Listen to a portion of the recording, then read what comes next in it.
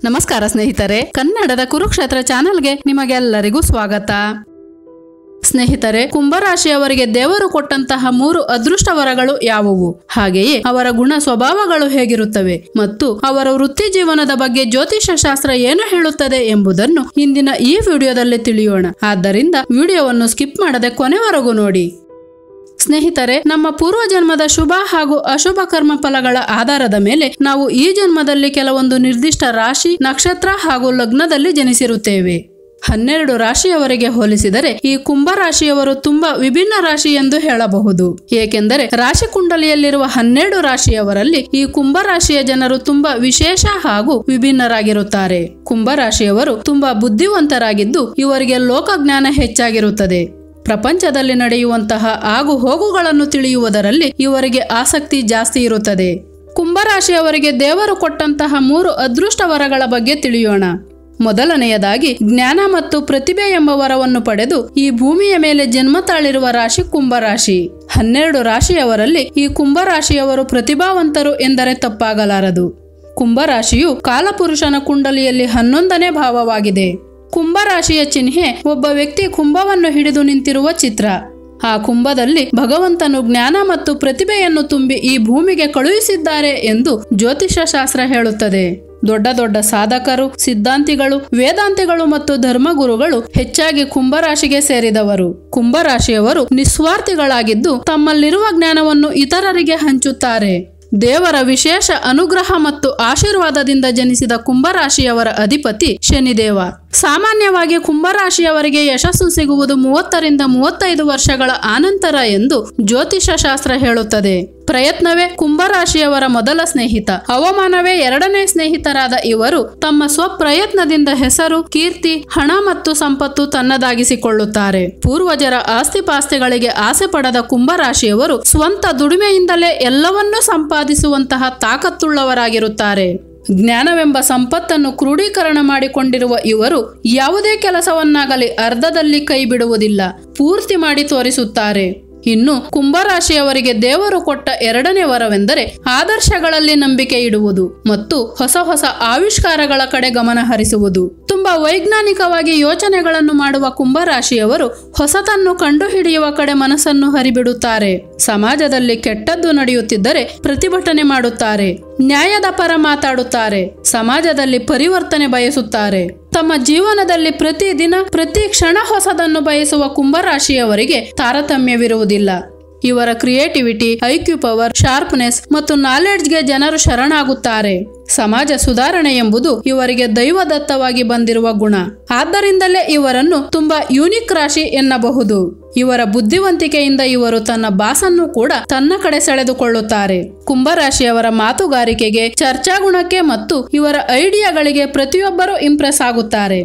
ತನ್ನ ಜ್ಞಾನ ಮತ್ತು ಮಾತುಗಾರಿಕೆಯಿಂದ ಎಲ್ಲರನ್ನೂ ಮನಸೋಲುವ ಹಾಗೆ ಮಾಡುವ ಗುಣ ಕುಂಭರಾಶಿಯವರಲ್ಲಿದೆ. ಸಮಯವನ್ನು ಅಮೂಲ್ಯವೆಂದು ಭಾವಿಸುವ ಇವರಿಗೆ ವ್ಯರ್ಥ ಚರ್ಚೆಗಳು ಇಷ್ಟವಾಗುವುದಿಲ್ಲ. ಜ್ಞಾನವರ್ಧಕ ವಿಷಯಗಳಲ್ಲಿ ಮಾತ್ರ ತಲೆ ಹಾಕುತ್ತಾರೆ. ಇನ್ನು ಕುಂಭರಾಶಿಯವರಿಗೆ ದೇವರು ಕೊಟ್ಟ 3ನೇ ವರವೆಂದರೆ ಅತೀಂದ್ರಿಯ ಶಕ್ತಿ. ಅತೀಂದ್ರಿಯ ಶಕ್ತಿಯನ್ನು ಪಡೆದುಕೊಂಡು ಈ ಭೂಮಿಯ ಮೇಲೆ ಹುಟ್ಟಿರುವ ರಾಶಿ ಕುಂಭರಾಶಿ. ಇವರು ದೈವಪ್ರಿಯರಾಗಿರುತ್ತಾರೆ. ಇವರಿಗೆ ದೇವರು, ಧಾರ್ಮಿಕ ಜೀವನದಲ್ಲಿ ನಂಬಿಕೆ ಇರುತ್ತದೆ. ಕೆಲವೊಂದು ಬಾರಿ ತಮ್ಮನ್ನು ತಾವೇ ನಿಂದಿಸಿಕೊಳ್ಳುತ್ತಾರೆ. ಯಾರಾದರೂ ಇವರ ಮುಂದೆ ನಾಟಕವಾಡಿದರೆ ಅದನ್ನು ಸುಲಭವಾಗಿ ಕಂಡುಹಿಡಿಯುವ ಶಕ್ತಿ ಮತ್ತು ಬುದ್ಧಿವಂತಿಕೆ ಕುಂಭರಾಶಿಯವರಿಗಿರುತ್ತದೆ. ಯಾರಾದರೂ ಮಾಯ ಮಾತುಗಳನ್ನಾಡಿದರೆ, ಸುಖಾಸುಮ್ಮನೆ ಹೊಗಳಿದರೆ ಅದರ ಹಿಂದಿರುವ ದುರುದ್ದೇಶವನ್ನು ಆದಷ್ಟು ಬೇಗ ಕಂಡುಹಿಡಿದು ಬಿಡುತ್ತಾರೆ. ಆದರೆ ಅವರ ಹೊಗಳಿಕೆಗೆ ಮರುಳಾಗುವುದಿಲ್ಲ. ಇವರ ಮನಸ್ಸು ಯಾವಾಗಲೂ ಜಾಗೃತವಾಗಿರುತ್ತದೆ. ಬೇರೆಯವರ ಕಷ್ಟ ಮತ್ತು ದುಃಖಗಳನ್ನು ಮನಸ್ಫೂರ್ತಿಯಾಗಿ ಆಲಿಸುತ್ತಾರೆ. ಆದಷ್ಟು ಬೇಗ ಅವರಿಗೆ ಸ್ಪಂದಿಸುತ್ತಾರೆ. ಆದರೆ ಇವರ ಕಷ್ಟಗಳನ್ನು ಕೇಳಲು ಯಾರೂ ಸಹ ಸಿದ್ಧರಿರುವುದಿಲ್ಲ. ಇವರು ಒಳ್ಳೆಯ ಕೇಳುಗ ಮತ್ತು ನಿಸ್ವಾರ್ಥ ಮನೋಭಾವದ ಸ್ನೇಹಿತರ ಹುಡುಕಾಟದಲ್ಲಿರುತ್ತಾರೆ.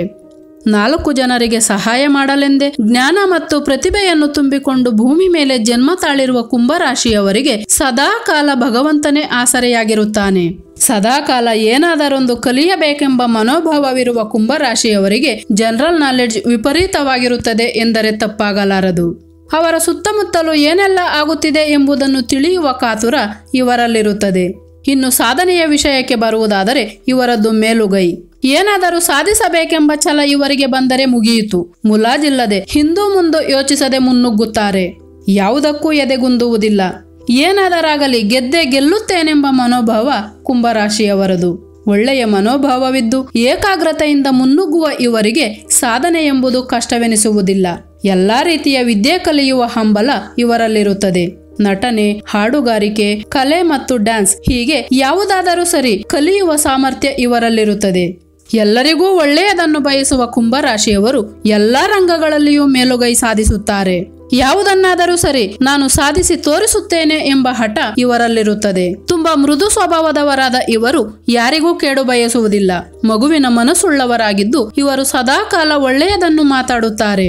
ಕುಂಭರಾಶಿಯವರು ಏನಿರುತ್ತದೋ ಅದನ್ನು ಡೈರೆಕ್ಟ್ ಆಗಿ ಮಾತಾಡುತ್ತಾರೆ. ಮನಸ್ಸಲ್ಲಿ ಒಂದು, ಹೊರಗಡೆ ಒಂದು ಮಾತಾಡುವುದಿಲ್ಲ. ಅಲ್ಲೇ ಡ್ರಾ, ಅಲ್ಲೇ ಬಹುಮಾನ ಇವರ ಸ್ವಭಾವ. ಹಾಗೆಯೇ ಇವರ ಜೊತೆಗಿರುವವರು ಸಹ ನಮ್ಮಂತೆಯೇ ಇರಬೇಕೆಂದು ಬಯಸುತ್ತಾರೆ. ತಪ್ಪು ಯಾರೇ ಮಾಡಿರಲಿ ಅದನ್ನು ನೇರವಾಗಿ ಹೇಳುತ್ತಾರೆ. ಅಲ್ಲದೆ ಅವರದ್ದೇ ತಪ್ಪಿದ್ದರೆ ಒಪ್ಪಿಕೊಳ್ಳುವಂತಹ ದೊಡ್ಡ ಗುಣ ಇವರಲ್ಲಿರುತ್ತದೆ. ಒಳ್ಳೆಯ ಮಾತುಗಾರಿಕೆ ಇವರ ಹುಟ್ಟುಗುಣ ಎಂದರೆ ತಪ್ಪಾಗಲಾರದು. ಈ ವಾಕ್ಚಾತುರ್ಯದಿಂದಲೇ ಇವರಿಗೆ ಸ್ನೇಹಿತರು ಹೆಚ್ಚಾಗಿರುತ್ತಾರೆ. ಬಂಧ ಬಾಂಧವ್ಯಗಳಿಗೆ ಬೆಲೆ ಕೊಡುತ್ತಾರೆ. ಇವರಲ್ಲಿ ಸಹಾಯ ಗುಣ ಹೆಚ್ಚಾಗಿರುತ್ತದೆ. ಯಾರೇ ಕಷ್ಟದಲ್ಲಿದ್ದರೂ ಕೂಡ ತಮ್ಮ ಕೈಲಾದ ಸಹಾಯ ಮಾಡುವುದಲ್ಲದೆ ಇತರರಿಗೂ ಕೂಡ ಸಹಾಯ ಮಾಡುವಂತೆ ಪ್ರೋತ್ಸಾಹ ನೀಡುತ್ತಾರೆ. ಇವರ ಬಳಿ ಯಾರೇ ಆಗಲಿ ಸಲಹೆ ಸೂಚನೆಗಳನ್ನು ಪಡೆದರೆ ಅವರು ಖಂಡಿತ ಜಯಗಳಿಸುತ್ತಾರೆ. ಏಕೆಂದರೆ ಕುಂಭರಾಶಿಯವರು ಯಾವುದೇ ವಿಷಯದ ಬಗ್ಗೆ ಕೂಲಂಕುಷವಾಗಿ ಅಧ್ಯಯನ ಮಾಡಿರುತ್ತಾರೆ. ಅಪಾರ ಜ್ಞಾನ ಹೊಂದಿರುತ್ತಾರೆ. ಅರ್ಧಂಬರ್ಧ ತಿಳಿದ ವಿಷಯಗಳ ಬಗ್ಗೆ ಇವರು ಹೆಚ್ಚಾಗಿ ಚರ್ಚಿಸುವುದಿಲ್ಲ. ಬೇರೆ ರಾಶಿಯವರಿಗೆ ಹೋಲಿಸಿದರೆ ಕುಂಭರಾಶಿಯವರಿಗೆ ಮೊದಲು ಕಷ್ಟಗಳು ಎದುರಾಗುತ್ತವೆ, ಆನಂತರ ಸುಖ ಸಂತೋಷಗಳು ಲಭಿಸುತ್ತವೆ ಎಂದು ಜ್ಯೋತಿಷ್ಯ ಶಾಸ್ತ್ರ ಹೇಳುತ್ತದೆ. ಇವರಿಗೆ ಸಕ್ಸಸ್ ಎನ್ನುವುದು ಕಬ್ಬಿಣದ ಕಡಲೆ ಇದ್ದಂತೆ. ತುಂಬಾ ಕಷ್ಟಪಡಬೇಕಾಗುತ್ತದೆ. ಆದರೆ ಇವರ ಸತತ ಪ್ರಯತ್ನದಿಂದ ಅದನ್ನು ಸಾಧಿಸಿಯೇ ತೀರುತ್ತಾರೆ. ಅಚಲವಾದ ನಂಬಿಕೆ ಮತ್ತು ದೃಢ ವಿಶ್ವಾಸವೆನ್ನುವುದು ಇವರ ಮೈದುಂಬಿರುತ್ತದೆ. ಇವರ ಕಠಿಣ ಪರಿಶ್ರಮವೇ ಇವರ ಮುಂದಿನ ಸುಖಕರ ಜೀವನಕ್ಕೆ ಕಾರಣವಾಗಿರುತ್ತದೆ. ಕುಂಭರಾಶಿಯವರಿಗೆ ಸಕ್ಸಸ್ ಲೇಟ್ ಆಗಿ ಸಿಕ್ಕಿದ್ದರೂ ಕೂಡ ಅದು ಅವರ ಜೀವನದಲ್ಲಿ ತುಂಬಾ ದಿನಗಳ ಕಾಲ ಉಳಿದಿರುತ್ತದೆ. ಕುಂಭರಾಶಿಯವರು ಜನಸೇವೆ ಮಾಡುವುದರಲ್ಲಿ ಎತ್ತಿದ ಕೈ. ದಾನ ಧರ್ಮಗಳನ್ನು ಮಾಡುವುದೆಂದರೆ ಇವರಿಗೆ ಇಷ್ಟ. ಅನ್ನದಾನ, ವಸ್ತ್ರದಾನ ಈ ರೀತಿಯಾದ ಸಾಮಾಜಿಕ ಸೇವೆಗಳನ್ನು ಮಾಡುತ್ತಾ ಸದಾಕಾಲ ಜನಸೇವೆಯಲ್ಲಿ ತೊಡಗಬೇಕೆಂಬುದು ಇವರ ಆಶಯ.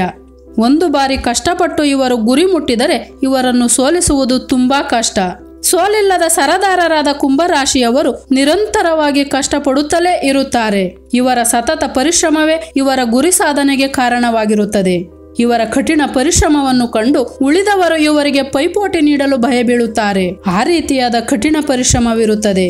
ಕುಂಭರಾಶಿಯವರು ಹುಟ್ಟಿದಾಗಿನಿಂದಲೂ ಸ್ವಲ್ಪ ಪ್ರಮಾಣದ ಸೌಕರ್ಯವಂತ ಜೀವನವನ್ನು ಪಡೆದಿರುತ್ತಾರೆ.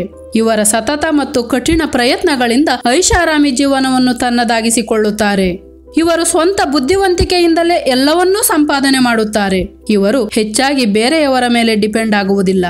ತಂದೆ ತಾಯಿಯರ ಆಸ್ತಿಗೆ ಆಸೆ ಪಡುವುದಿಲ್ಲ. ತಾನೇ ಸ್ವತಃ ಸಂಪಾದಿಸಬೇಕೆಂಬ ಹಂಬಲ ಇವರದು. ಆದ್ದರಿಂದ ಇವರು ಜೀವನದಲ್ಲಿ ಅಂದುಕೊಂಡಿದ್ದನ್ನು ಮಾಡಿಯೇ ತೀರುತ್ತಾರೆ. ತಂದೆ ತಾಯಿಯರನ್ನು ಮತ್ತು ಹಿರಿಯರನ್ನು ಗೌರವಿಸುವ ಇವರು ಯಾರನ್ನೂ ದೂಷಿಸುವುದಿಲ್ಲ. ಆದ್ದರಿಂದಲೇ ಇವರಿಗೆ ಯಶಸ್ಸು ಸಿಗುತ್ತದೆ. ಈ ರಾಶಿಯವರ ಮಾತಿನಲ್ಲಿ ತೂಕ ಜಾಸ್ತಿ ಇರುತ್ತದೆ. ಮೊದಲೇ ಹೇಳಿದ ಹಾಗೆ ಅದು ತಪ್ಪೆಂದರೆ ತಪ್ಪೇ, ಸರಿ ಎಂದರೆ ಸರಿಯೇ. ಹಾಗಾಗಿ ಇವರ ಮಾತಲ್ಲಿ ತೂಕ ಜಾಸ್ತಿ ಇರುತ್ತದೆ. ಹಾಗೆಯೇ ಇವರಿಗೆ ಸಂಬಂಧವಿಲ್ಲದ ವಿಷಯಗಳ ಬಗ್ಗೆ ಇವರು ಹೆಚ್ಚಾಗಿ ತಲೆಕೆಡಿಸಿಕೊಳ್ಳುವುದಿಲ್ಲ. ಗಾಳಿ ಮಾತುಗಳಿಗೆ ಕಿವಿ ಕೊಡುವುದಿಲ್ಲ. ಸಮಯವನ್ನು ಸದುಪಯೋಗಪಡಿಸಿಕೊಂಡು ವ್ಯರ್ಥ ಮಾಡದೆ ತಮ್ಮ ಕಾರ್ಯಗಳಲ್ಲಿ ತೊಡಗಿಸಿಕೊಳ್ಳುತ್ತಾರೆ. ಬೇರೆಯವರ ಹೊಗಳಿಕೆ ಮಾತುಗಳಿಗೆ ಕರಗುವುದಿಲ್ಲ. ಹಾಗೆಯೇ ತೆಗಳಿಕೆಗೆ ಕುಗ್ಗುವುದೂ ಇಲ್ಲ. ಸತ್ಯಾಸತ್ಯತೆಗಳನ್ನು ತಿಳಿದು ಮುನ್ನುಗ್ಗುತ್ತಾರೆ. ಸದೃಢ ಮನಸ್ಸುಳ್ಳ ಇವರು ತುಂಬಾ ಧೈರ್ಯಶಾಲಿಗಳಾಗಿರುತ್ತಾರೆ. ಯಾವುದಕ್ಕೂ ಅಂಜದ ಇವರು ಸ್ವಂತ ನಿರ್ಧಾರದ ಬದುಕನ್ನು ಕಟ್ಟಿಕೊಳ್ಳುತ್ತಾರೆ. ಅತ್ಯುನ್ನತ ಜೀವನ ಶೈಲಿಯನ್ನು ನಡೆಸುತ್ತಾರೆ. ಪ್ರತಿಯೊಬ್ಬರಿಗೂ ಮಾದರಿಯಾಗಿ ಜೀವಿಸುತ್ತಾರೆ. ಆದ್ದರಿಂದಲೇ ಕುಂಭರಾಶಿಯವರೇ ಗರ್ವದಿಂದ ಹೇಳಿ, ನಾನು ಸಾಕ್ಷಾತ್ ಶನಿದೇವರ ಆಶೀರ್ವಾದದಿಂದ ಜನಿಸಿದ್ದೇನೆ. ಜ್ಞಾನ ಮತ್ತು ಪ್ರತಿಭೆ ಎಂಬ ಕುಂಭವನ್ನು ಪಡೆದು 4 ಜನರಿಗೆ ಸಹಾಯ ಮಾಡಲೆಂದು ನನ್ನ ಸ್ವಸಾಮರ್ಥ್ಯದಿಂದ ಜೀವನದಲ್ಲಿ ಮುಂದುವರಿಯುತ್ತಿದ್ದೇನೆ ಎಂದು.